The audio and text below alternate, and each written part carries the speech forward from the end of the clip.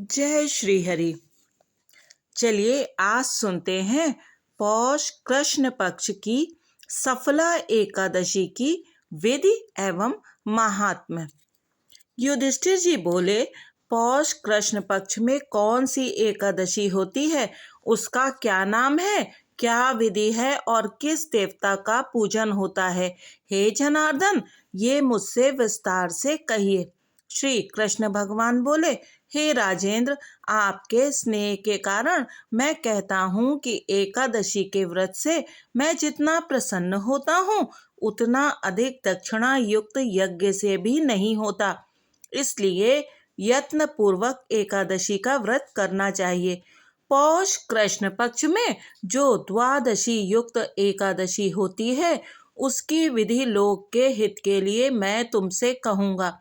इस एकादशी का नाम सफला है। इसके नारायण अधिदेव हैं। विधि पूर्वक उनका पूजन करें। पूर्वोक्त विधि से ही एकादशी का व्रत करना चाहिए।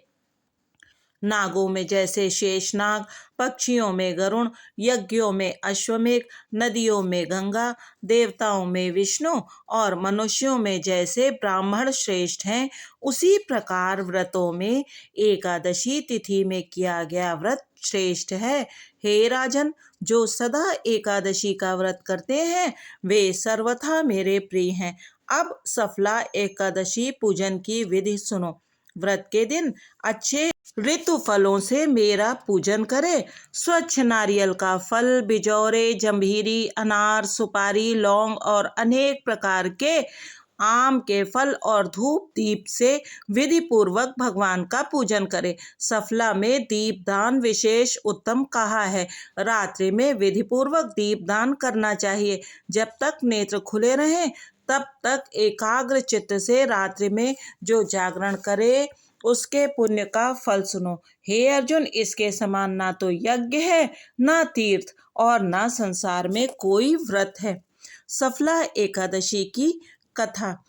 माहिष्मान राजा की चंपावती नाम की प्रसिद्ध पुत्री थी। राजा के 4 पुत्र थे। उनमें लुमाक नामक बड़ा लड़का बड़ा पापी था। पर स्त्रीगामी, जुआरी और वेश्यागामी उस पापी ने पिता का सब धन नष्ट कर दिया। नित्य बुरे आचरण में लगा रहता था।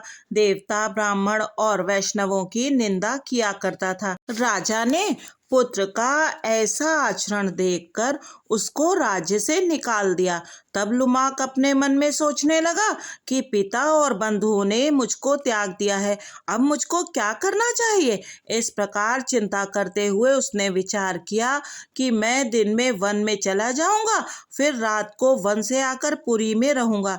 यह विचार करके वह नगर को छोड़कर सघन वन में चला गया। नित्य जीव हिंसा और चोरी करता था। इस प्रकार उस पापी ने सारे नगर में चोरी की। पहरेदारों ने उसे पकड़ लिया, परंतु राजा के भय से छोड़ दिया। जिस वन में लुमाक ने आश्रय लिया था वहां अति प्राचीन पीपल का पेड़ था। उस वन में उस वृक्ष को देवता की तरह मानते थे। उसी स्थान पर वह पापी लुमाक रहता था, निंदित और दुष्कर्म करते हुए। और पौष कृष्ण सफला एकादशी का दिन आया।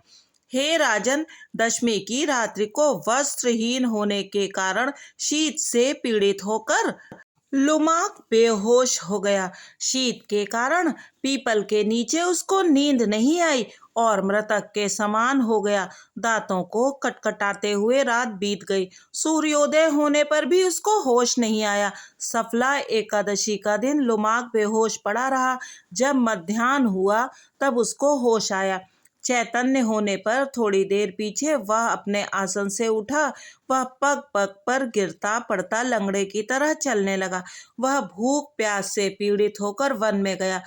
उस दुष्ट लुमाक को जीव हिंसा की शक्ति नहीं रही। जो फल भूमि पर पड़े हुए थे उनको वह उठा लाया। जब तक वह आया सूर्य अस्त हो गया। हे तात, अब क्या होगा, ऐसा कहकर दुखी होकर विलाप करने लगा। लुमाक ने वह सब फल पेड़ के नीचे रख दिए। वह लुमाक बोला, इन फलों से भगवान हरि प्रसन्न हो। वह वहीं बैठ गया। रात में उसको नींद नहीं आई। इससे उसका जागरण हो गया। मधुसूदन भगवान ने उन फलों का पूजन और सफला एकादशी का व्रत स्वीकार कर लिया। इस व्रत के प्रभाव से उसको निष्कंटक राज्य मिल गया। हे राजन, पुण्य का अंकुर उदय होने से लुमाक को राज्य कैसे मिला, सो सुनो। सूर्य के उदय होने पर एक दिव्य घोड़ा आया। दिव्य वस्तुओं से युक्त वह घोड़ा लुमाक के पास खड़ा हो गया। उसी समय आकाशवाणी हुई, हे राजन पुत्र वासुदेव, की कृपा से और सफला एकादशी के व्रत के प्रभाव से अपने निष्कंटक राज्य को ग्रहण करो। बहुत अच्छा, यह कहकर उसने उसे स्वीकार किया और वह दिव्य रूप हो गया। कृष्ण भगवान में परम भक्ति हो गई। सुंदर आभूषणों को धारण करके पिता को नमस्कार करके घर में रहने लगा। उस वैष्णव पुत्र को पिता ने निष्कंटक राज्य दे दिया।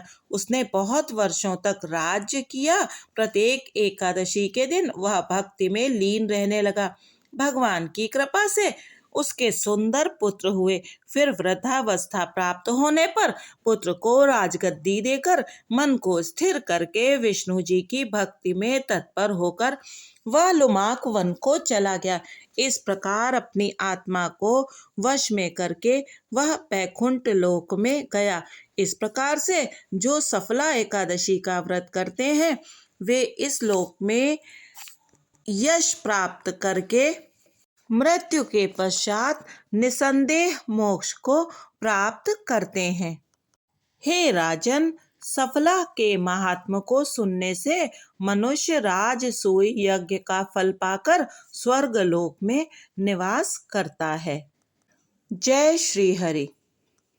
यदि यह चैनल और इसकी विषय सामग्री आपको अच्छी लग रही है तो कृपया चैनल को सब्सक्राइब करें और वीडियो को अवश्य ही लाइक करें तथा अपने मित्रों के साथ इसे शेयर भी करें। बहुत बहुत धन्यवाद।